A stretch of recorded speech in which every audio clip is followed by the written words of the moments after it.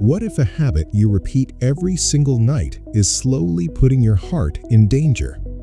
Most people over 70 focus on daytime health, the food on their plate at breakfast, their afternoon walk, or the pills they take in the morning. But almost nobody thinks carefully about what their body goes through once the bedroom goes dark. Here is what cardiologists have known for years. For adults in their 70s and beyond, the nighttime hours can be among the most stressful for both the heart and the brain. Certain common bedtime behaviors quietly raise blood pressure, reduce oxygen flow, and place a steady burden on the cardiovascular system, night after night, without a single obvious warning sign. Millions of older Americans repeat these behaviors without realizing the hidden toll they are taking. And when consequences arrive, they often arrive without notice. Today, I want to walk you through 7 specific things that seniors must never overlook at night. These are not unusual or extreme situations. They are ordinary, everyday habits, the kind most people never question. But understanding them could protect your sleep, your heart, and your life. Stay with me through the end because the final point tends to be the one that surprises people most. Let's begin. Number 1. Sleeping flat on your back without understanding what it does to your breathing. After age 70, the muscles surrounding the airway naturally lose some of their tone. When you lie flat on your back, gravity pulls soft tissue in the throat downward, narrowing the passage through which air flows. Oxygen levels can dip repeatedly throughout the night. Each time that happens, the heart responds by working harder. Blood pressure climbs. The heart rhythm can become irregular. Over months and years, this nightly pattern raises the risk of arrhythmias, heart failure, and serious cardiac events. I once cared for a 76-year-old gentleman, I'll call him Daniel, who had slept flat on his back his entire life. He felt fine, but his wife had noticed heavy snoring and occasional moments where his breathing seemed to stop entirely. When we evaluated him, it was clear his heart had been under significant nightly strain without him knowing it. Not every person who sleeps on their back will develop problems, but after 70, these things deserve attention. Morning headaches, unusual tiredness during the day, or reports of choking sounds at night are signals worth discussing with your doctor. Nighttime should allow your heart to recover, not struggle. Number 2. Eating a large meal close to bedtime. Digestion slows as we age. When a heavy dinner is followed quickly by lying down, the body is forced to perform 2 demanding tasks at once: resting and digesting. Blood is redirected toward the stomach, and the heart must work harder to keep circulation balanced throughout the body. There is an additional concern. A full stomach pressing upward when you lie flat can push acid into the esophagus. Many seniors experience this reflux without fully recognizing it. The discomfort may feel mild, easy to dismiss as ordinary indigestion, but esophageal irritation can trigger spasms that closely resemble cardiac chest pain and cause a surge in stress hormones that places added strain on the heart. I remember a 79-year-old woman, I'll refer to her as Margaret, who preferred her largest meal in the evening. She regularly felt a heaviness in her chest at night, but assumed it was nothing serious. Her physician eventually explained that her late eating pattern was worsening her blood pressure during sleep and adding unnecessary cardiovascular burden. The solution is not about eating less, it is about timing.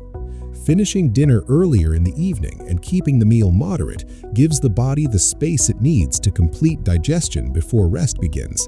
That single adjustment often produces a meaningful improvement in both sleep quality and heart stability. If you are finding this information helpful, go ahead and type the number 2 in the comments. It lets me know you were here. And if you have not subscribed yet, please do, and turn on notifications so you never miss a video. Number 3. Using alcohol to fall asleep. A small evening drink feels relaxing. For many older adults, it has become part of the nightly routine. But after 70, alcohol before bed can quietly increase cardiovascular risk in ways that are easy to miss. Alcohol may help you drift off faster, but that effect fades within a few hours. As your body breaks it down through the night, the nervous system becomes stimulated rather than calmed. Heart rate rises, sleep becomes fragmented, even if you do not fully wake. The natural overnight drop in blood pressure that your heart depends on may not occur. In some seniors, irregular heart rhythms develop in the early morning hours as alcohol levels fall. I once spoke with a 74-year-old man, I'll call him Leonard, who felt that his nightly drink gave him his best sleep. Yet he consistently woke around 3 in the morning with a rapid, uncomfortable heartbeat. After evaluation, his physician identified episodes of atrial fibrillation occurring during the night. When Leonard reduced his evening alcohol intake, those episodes became far less frequent. Alcohol also relaxes the muscles of the throat, worsening breathing disruptions during sleep. This combination, reduced oxygen and an unstable heart rhythm, creates real risk. Seniors often attribute these symptoms to aging itself, not realizing a nightly habit is contributing. Genuine rest does not come from sedation, it comes from a calm, stable body. Gentle pre-sleep routines, light stretching, quiet reading, or relaxed breathing support the heart far better. Number 4. Dismissing chest pressure or breathlessness that appears at night. One of the most dangerous patterns I observe in seniors is explaining away mild nighttime symptoms because they do not seem severe enough to act on. After 70, the heart does not always send loud, unmistakable signals.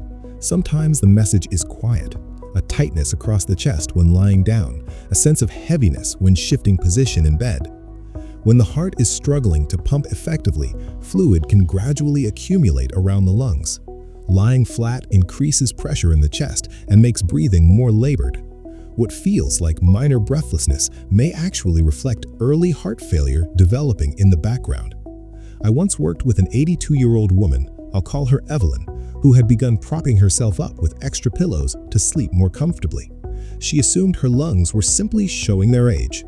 Over the following months, her ankles swelled and her energy declined steadily. When she was finally evaluated, it became clear that her heart had been under progressive strain for quite some time. Another symptom that deserves attention is waking suddenly from sleep with a sensation of breathlessness or suffocation, then gradually settling after sitting upright. These episodes may last only minutes, but they carry meaning. The danger is in normalization, quietly adapting to symptoms rather than asking what is causing them. Listening carefully to your body is not anxiety, it is good judgment. If this video is resonating with you, please type number 4 in the comments and share this with someone you care about. This information could matter to them. Point 5. Sleeping in a room that is far too warm. Feeling cold at night is common after 70. Circulation changes, body composition shifts. It is entirely natural to want warmth. But when a bedroom is kept excessively warm, the cardiovascular system carries an extra burden through the night. In a hot environment, blood vessels expand in an effort to release heat from the body. The heart must pump more actively to maintain stable circulation. For a younger person, this is a minor adjustment. For someone over 70 with stiffer arteries and a heart that has less reserve, the added effort becomes meaningful.